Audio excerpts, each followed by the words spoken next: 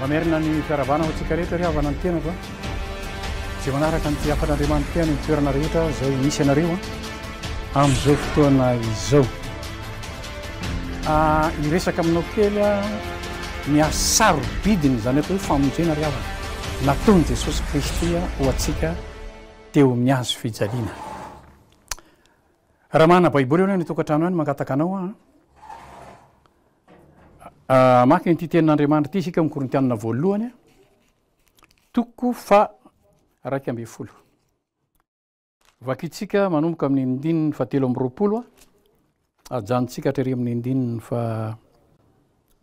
7:30 amin'ny anaran'i Jesosy manao hoe fa izaho efa nandray tamin'ny tompo izay natolotro anareo kosa fa Jesosy tompo tamin'ny alin'iny izay namadiana azy dia nandray mofo ary rehefa nisaotra izy dia novakiny ka ho izy ity ny tenako ho anareo izao no ataovy ho fahatsiarovana ahy dia arak'izany koa izy ny kapoaka rehefa nihinana dia hoy izy ity kapoaka ity no ilay fanekena vaovao ny amin'ny rako izao ny ataovy ho fahatsiarovana ahy na oviana no misotro ary na oviana ianareo no mihinana itony mofo itony sy misotro amin'ny kapoaka dia manambara ny fahafatesan'ny tompo ianareo mandra-piaviny.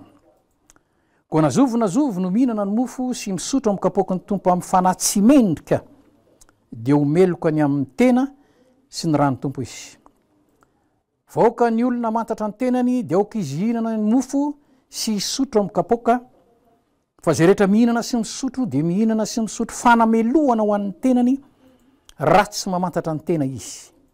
Noho izany dia betsaka no marary sy marofo aminareo ary maro ihany no efa nodimandry.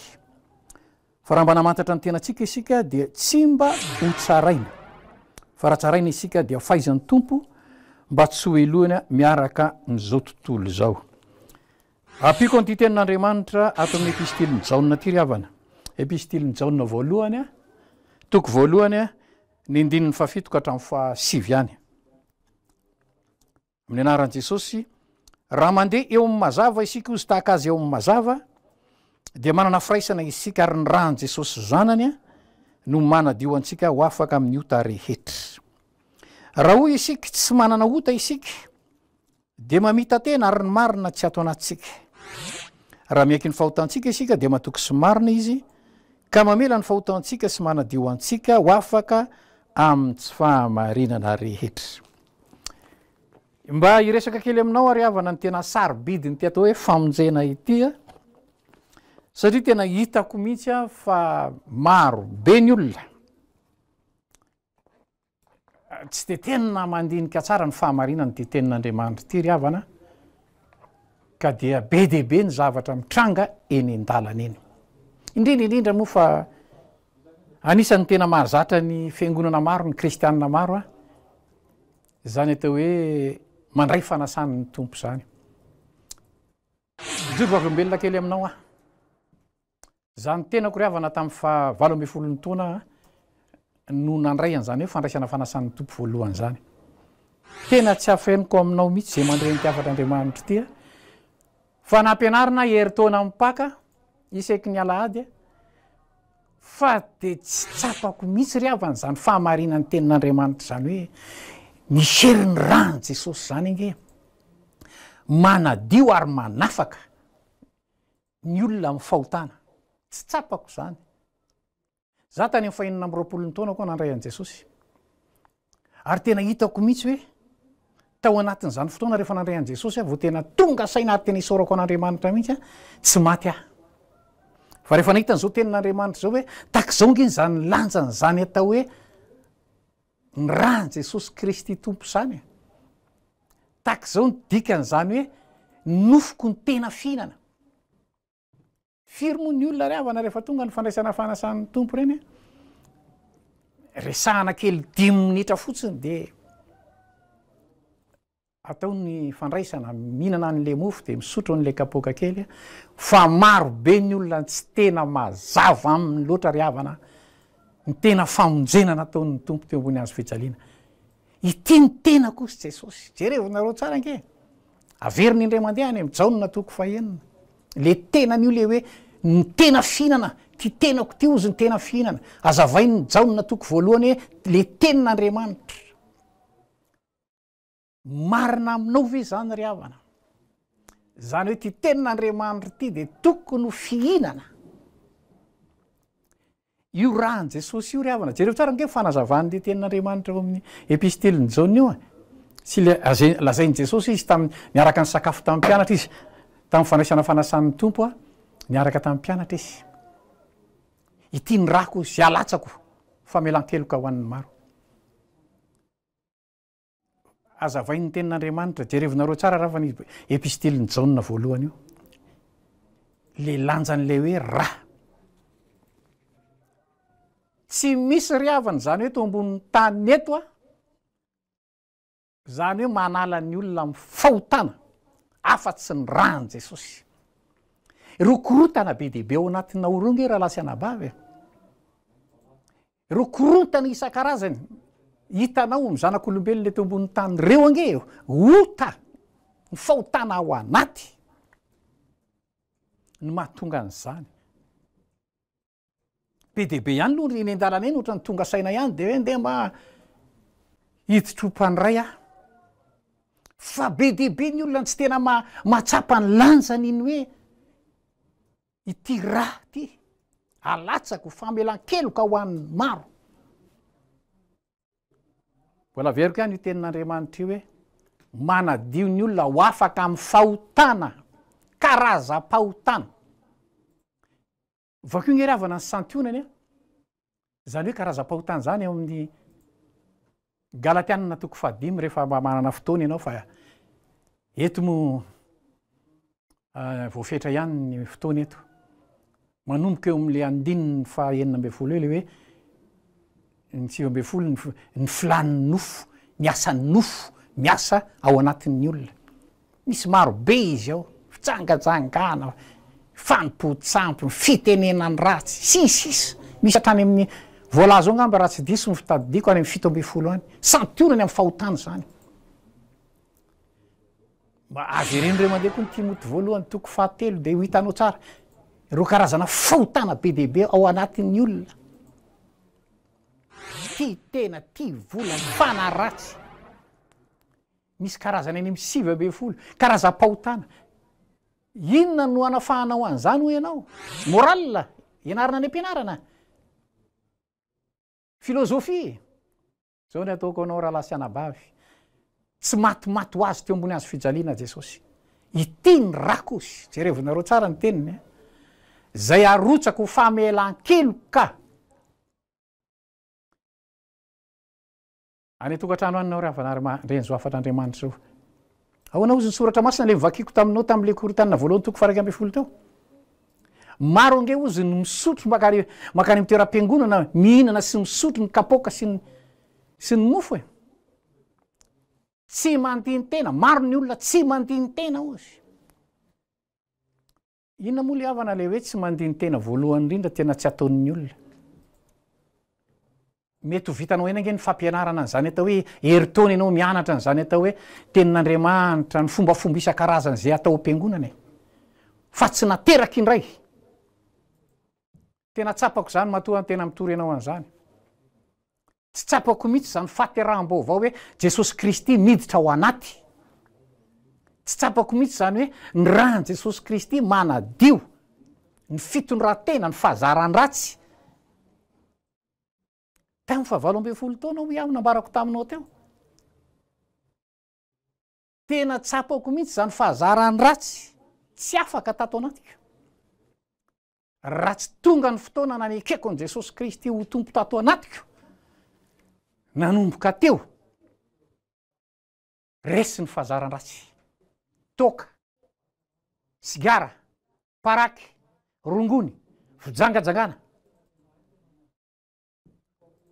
asehoko anao ary zaraiko aminao ry havana raha teo any an-danitra ianao raha androany ny andrenesanao ny tiafatr'Andriamanitra te ataovy marina aminao zany hoe Jesosy Kristy velona ao anaty ataovy marina aminao zany hoe ny herin'ny rany Jesosy manadio ny olona ho afaka amin'ny tsy fahamarinana ho afaka amin'ny fahazaran-dratsy isan'andro mara-pialanao ito amin'ity tany fandalovana ity, ataovy marina ao anatinao zany.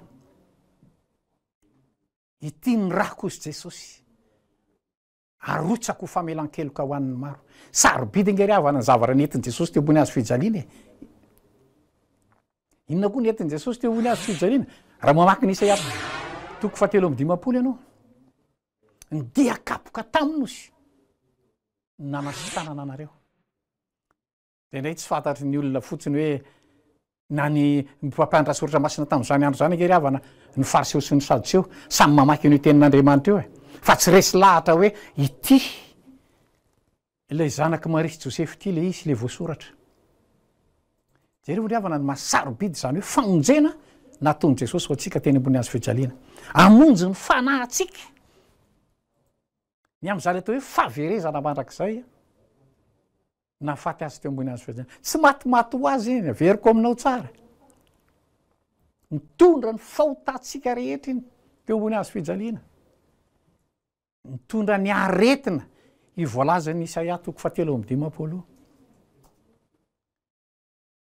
7:30 ny kapoka nataon'ny maramila romanina tamin'io vatan'i Jesosy io. De vakio ny tenin'Andriamanitra. Mitondra ny aretina rehetra. Averiko aminao ary toriko aminao mihitsy zany fahamarinana ny tenin'Andriamanitra zany. Sarobidy ny zavatra nentin' Jesosy teo ambony hazo fijaliana. Voalohany indrindra ho iaho mba hamonjy ny fanahinao raha manaiky ianao. Tahaka an'le jiolahy resy lahatra tamin'ny farany teo ambony hazo fijaliana hoe mba tsarovy aho ozy raha tonga any fanjakana ao ianao. Ahoana ozy ny valo teny nataon'i Jesosy? Anio ny aonanao amika amin'ny paradisa. Ianao raha lasanabavy. Tsy fantatro ianao raha mba tahaka ihany koa taloha mandeha fotsiny mihinana le mofo sy le misotro an'le kapoka kely iny.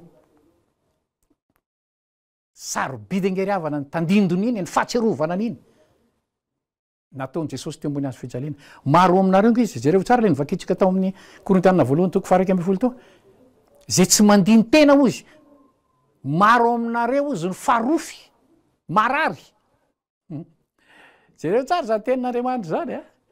Rele manko tsika mametraka fahantanina, maninona ary ty aretiko ty ohatran'izao, maninona? Nefa mba ohatran'ny kristianina ihany, nefa mba ohatran'ny mpandray fanasan'ny tompo, vakio tsara riavana io tenin'Andriamanitra Korintianina 2:12. Maro aminareo ozy ny farofy a. Jereo tsara io fa Andriamanitra tsy mba misangisangy riavana. Ary ny sasana azy efa lasa nodimandro izy. Ianao zay mandray ty afatr'Andriamanitra ty riavana.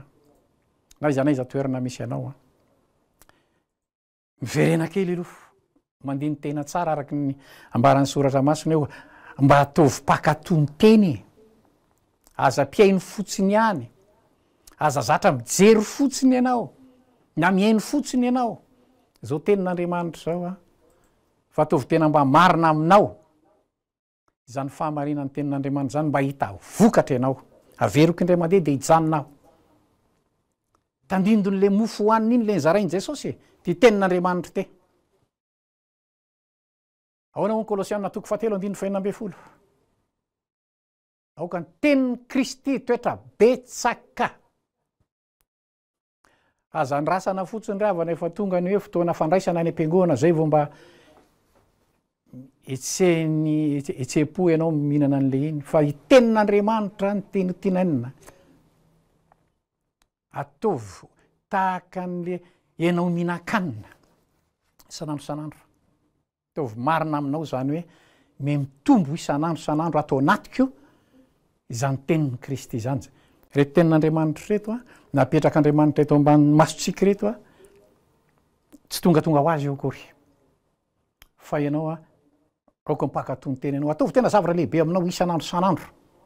Eo amin'ny fiainanao mandra-pialanao eto amin'ity tany fandalovana ity zany hoe mihinana an'ity tenin'Andriamanitra ity a, fa tena aina ho an'ny mahazo azy izy ary fahasalamana ho an'ny rofiny rehetra. Sady fahalalana koa.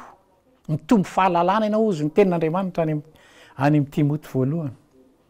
Mba ho fitaovana tsara eo am-pelantanan'ny tompo ianao a, mba hijoro vavolombelona any amin'ny toerana rehetra zay misy anao. Tsika nge ry havana ho atsika zay rehetra nandray an' Jesosy Kristy ho tompo tsarovo tsara matona mbola velona tian'Andriamanitra ianao hiara-iasa aminy anaparitaka nyity filazantsara ty aza mijanona fotsiny ianao mbola veriko ihany be dehibe manko nahita azy tena hoe olona fa mba nandray an' Jesosy zao a de ohatra mijanona fotsiny. Androany ianao raha maheno nitiafatr'Andriamanitra ty averiko aminao le tenin'Andriamanitra any amin'ny Efesianina toko fahaeninany hoe kiraroy ny fahavonona-panano filazantsara ny tongotrareo sy le teniny Jesosy hoe ho vavolombeloko ianareo. Ile Tesalonianina voalohany toko 5:17 noetiko amin'ny tinana sy amaranako any ty afatr'Andriamanitra ty. Averiko tsara aminao fa sarobidy io fanahy ao anatsika io, tena sarobidy io. Raha vao tsy Kristy mipetraka ao anatin'io fanahinao io, tsarovo tsara zao, misy fanahy anankiray fahavalo eo amin'ny abakabaka eo. Satana, zany ny voalazan'ny tenin'Andriamanitra, fanahy ratsy eny amin'ny rivotra. Veriko aminao tsara io tenin'Andriamanitra io mba atonga anao ho arisaina tsara fa tsy tongatonga ho azy akory ianao teto ambonin'ny tany teto nasian'Andriamanitra fanahy ao anatinao. Tehirizina ho masina io izy ny tenin'Andriamanitra amin'ny alalan'ny tenin'Andriamanitra, amin'ny alalan'ny vavaka, amin'ny alalan'ny fifandraisana tsara amin'ny fanahy masina isan'andro. Faharoa, eo amin'ny Tesalonianina voalohany toko 5 io any zavatra faharoa lehibe, ny saina ao anatsika.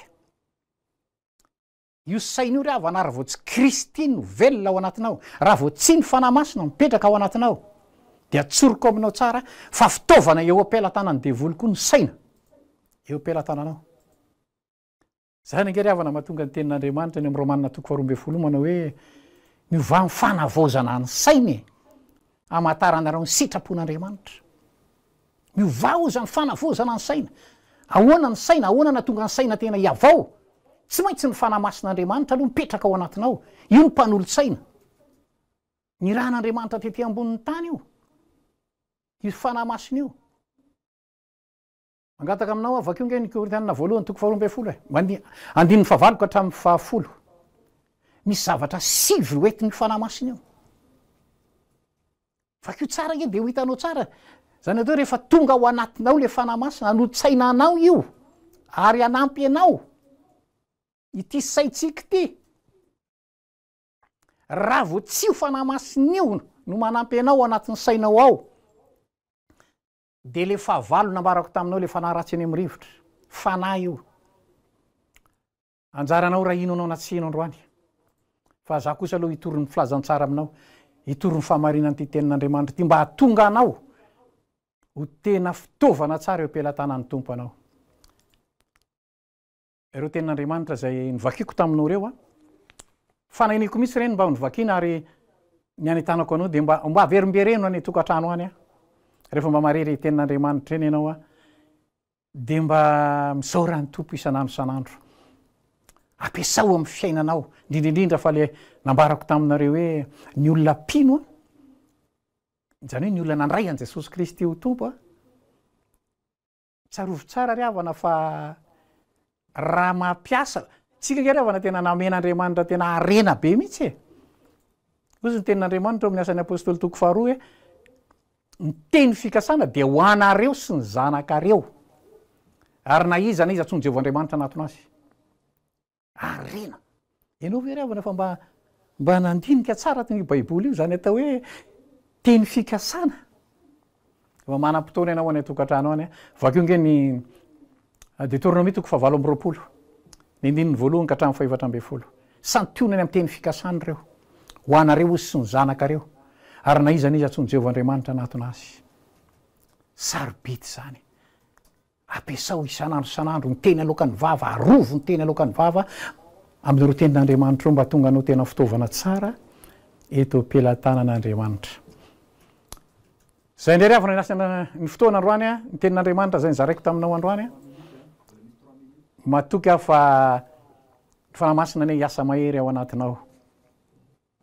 Hivavaka aho ho anao manokana zay manaraka ny tiafatr'Andriamanitra ty, mba atsapany zany sarobidy ny famonjena ianao zay nataony jesosy ianao teo ambony azy fijaliana raha io misaotranao lehibe aho misaotra ndrindrany amin'ny teninao zay nomenao fanahy masina ho anay rehetra zay manaraka ny tiafarity naizanaiza toerana misy anay ankehitriny na ny salama na ny tsy salama mangataka aminao Andriamanitra satria ianao nefa nyteny hoe andanaka toroy filazantsara ho an'ny olombelona rehetra afafazo mba ho renin'ny olona izany famonjena zany afatra zay napetraka ao ato anatiny ty atao hoe soratra masiny ty misaotra indrindra Jesosy tompo anonderanao ny aja anao ny voninahitra tononoko amin'ny anaranao magaga zany vavaka izany amen.